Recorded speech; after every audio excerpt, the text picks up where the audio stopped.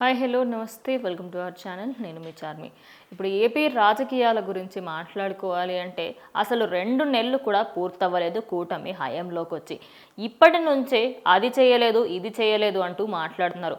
Already అటు ఆంధ్రప్రదేశ్కి 15,000 కోట్లు అయితే ఇవ్వడం జరిగింది బడ్జెట్ పరంగా.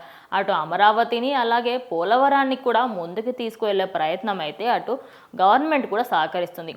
మరి దీనికి సంబంధించే ప్రజెంట్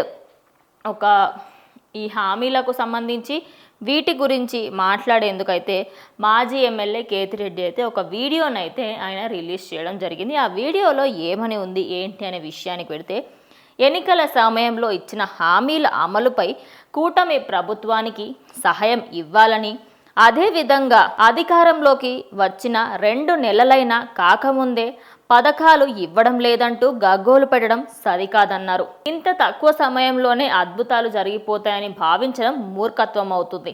సంపదను సృష్టించి సంక్షేమం పథకాలను అందిస్తున్నాము. ఎన్నికల సమయంలో చంద్రబాబు చెప్పారన్నారు. అందుకోసమే కనీసం ఒక ఆర్థిక సంవత్సరమైన సమయం ఇవ్వాలంటూ వెంకటరెడ్డి బుధవారం తన యూట్యూబ్ ఛానల్లో వెంకటరెడ్డి కేతిరెడ్డి ఆయన తన యూట్యూబ్ ఛానల్లో అయితే ఒక వీడియోని రిలీజ్ చేయడం జరిగింది. ఈ మేరకు ఆ వీడియో ప్రజెంట్ సోషల్ మీడియాలో ఫుల్ ట్రెండింగ్ గా మారింది అనుకోవచ్చు. నిజానికి ఆ గత ప్రభుత్వ హయాంలో 5 సంవత్సరాలు వెనక్కి తీసుకుపోయిన విధంగా ఇప్పుడు అటు కూటమి ప్రభుత్వం ఎప్పుడైతే హయాంలోకి వచ్చిందో మొత్తం 2 నెలలు ఇంకా కంప్లీట్ కూడా అవ్వలేదు. అవ్వకన్నా ముందే కంటిన్యూస్గా వాళ్ళపైన విమర్శలు చేయడం కరెక్ట్ కాదంటూ ఆయన చెప్పుకొచ్చారు.